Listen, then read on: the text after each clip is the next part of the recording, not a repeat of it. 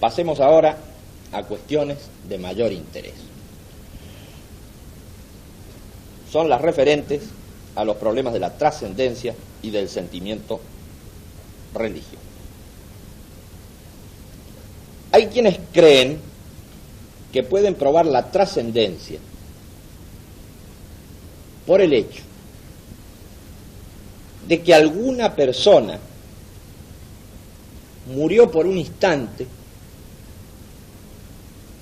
y volvió a la vida relatando cosas extrañas.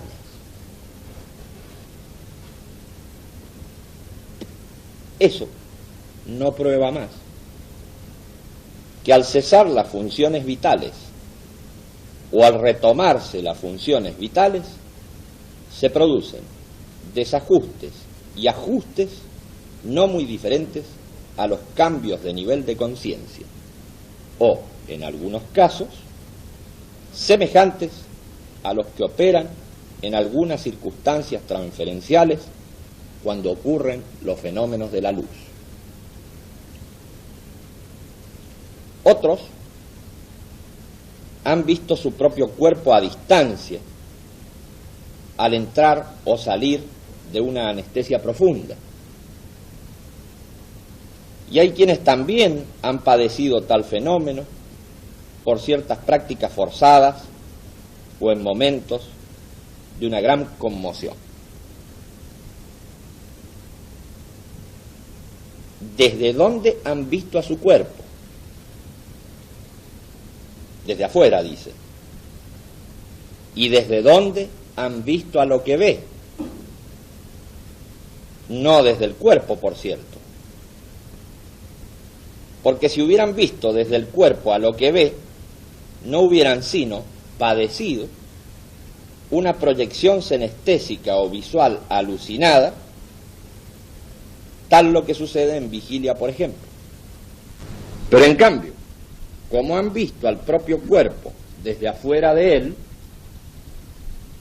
han padecido más bien el mismo fenómeno que en los sueños, con la alteración del caso y referido a una situación real en principio.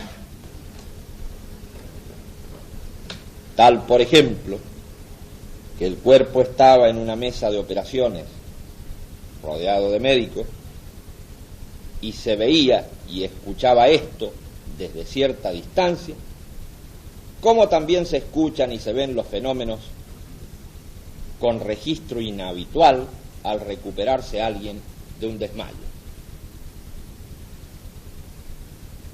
También existe un sentimiento religioso profundo en el ser humano, y de tal vigor que incluso se ha impuesto a los instintos básicos de conservación individual y de la especie. Y ese sentimiento se ha expresado de distintos modos y ha tomado diferentes objetos. Pero tal tendencia y tal impulso no demuestran la existencia de Dios, sino que nos dan el registro simplemente de tal sentimiento. No hay registro sobre la trascendencia. No hay registro sobre Dios. Tal vez todo sea trascendencia y todo sea Dios. Y por eso, precisamente, no hay registro. Por eso, si alguien nos dice que hay trascendencia y Dios, le diremos que eso está bien. Si alguien nos dice que no hay trascendencia ni Dios, le diremos que eso está bien. En ambos casos diremos que está bien, no por vía de la prueba, sino de la creencia. Tal es el estado de la cuestión y la actitud abierta de la mente. Y si observamos a la mente misma, ¿en dónde está ella? solo en la inteligencia humana? Si ello es así, ¿qué significado tiene su aparición entre las cosas naturales? Y si la mente no solo está en la inteligencia humana, ¿desde dónde surge y hacia dónde se extiende? ¿A dónde están los límites? ¿Acaso en los individuos que aparecen como delimitados, como separados entre sí? Entonces, ¿cómo pueden estos individuos registrar a su mente? Sin duda que la mente es más interesante que la trascendencia y Dios. Y en lo que a nosotros toca, observamos que de acuerdo a las condiciones que ponemos al trabajo de la mente, ella se expresa con sus mejores potencias o limitadamente. Y ese es nuestro problema. Y es el sufrimiento el que impide la más profunda expresión de la mente. No son las preguntas ni las respuestas en torno a la cuestión de Dios y la trascendencia las que solucionan el sufrimiento. Por ello estudiamos las 3 vías del sufrimiento y estudiamos la raíz posesiva del sufrimiento, porque allí está la solución. Pero la raíz posesiva del sufrimiento no es fácil de extirpar, ya que en todo está la posesión. Y cuando esto se comprende, se comienza a buscar la no posesión, posesivamente. Y aquel que quiere no poseer queda también encerrado en el círculo de su sufrimiento. Y aquel que quiere no sufrir, sufre por esto mismo. Nosotros estudiamos las 3 vías del sufrimiento y su raíz posesiva, pero no tratamos de no poseer, porque esto también produce sufrimiento. Tratamos de comprender y de generar una nueva actitud. Esa nueva actitud se va generando por registros internos, no por valoraciones objetales externas. Por consiguiente, referidos a registros internos que van dando lugar a una nueva actitud, no nos preocupamos de ser posesivos ni de dejar lo posesivo en nosotros, porque eso vendrá luego que se genere una nueva actitud o simultáneamente a ella. Nosotros estudiamos las 3 vías del sufrimiento y su raíz posesiva, pero no tratamos de no poseer, porque esto produce sufrimiento. Tratamos de comprender y de generar una nueva actitud en base a registros de unidad o contradicción interna, y no en base a registros de posesión o no posesión.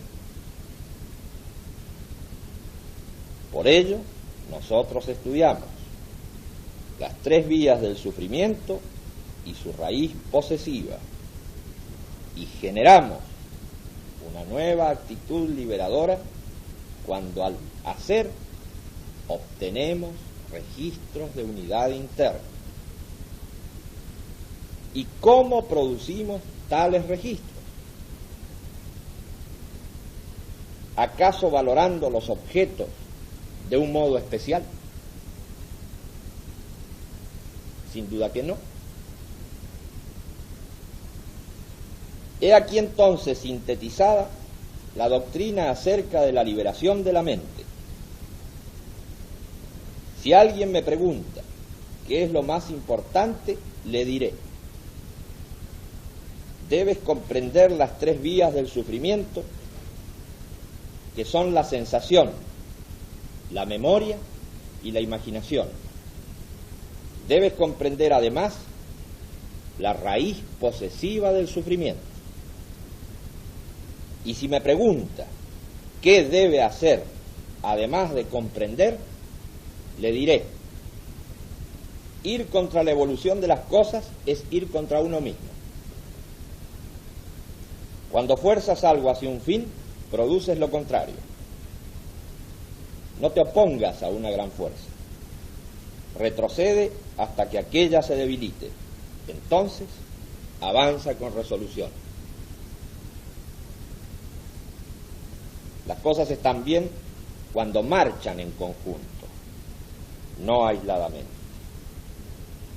Si para ti están bien el día y la noche, el verano y el invierno, has superado las contradicciones.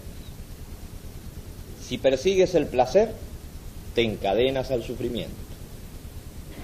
Pero en tanto no perjudiques tu salud, goza sin inhibición cuando la oportunidad se presente. Si persigues un fin, te encadenas. Si todo lo que haces lo realizas como si fuera un fin en sí mismo, te liberas. Harás desaparecer tus conflictos cuando los entiendas en su última raíz, no cuando quieras resolverlo. Cuando perjudicas a los demás, quedas encadenado. Pero si no perjudicas a otros, puedes hacer cuanto quieras con libertad. Cuando tratas a los demás como quieres que te traten, te liberas. No importa en qué bando te hayan puesto los acontecimientos. Lo que importa es que comprendas que tú no has elegido ningún bando. Los actos contradictorios o unitivos se acumulan en ti. Si repites tus actos de unidad interna, ya nada podrá detener. Y esta es entonces la doctrina y la propuesta precisa. Estudia, investiga, medita y comprende progresivamente las tres vías del sufrimiento y su raíz posesiva, mientras va generando en todo instante una nueva actitud de acuerdo a estos principios. En este tiempo hemos estado estudiando y operando en un nivel las tres vías del sufrimiento y su raíz posesiva. Pero queda en pie la propuesta de investigar, meditar y comprender progresivamente mientras vamos generando, instante tras instante, una nueva actitud liberadora de la mente.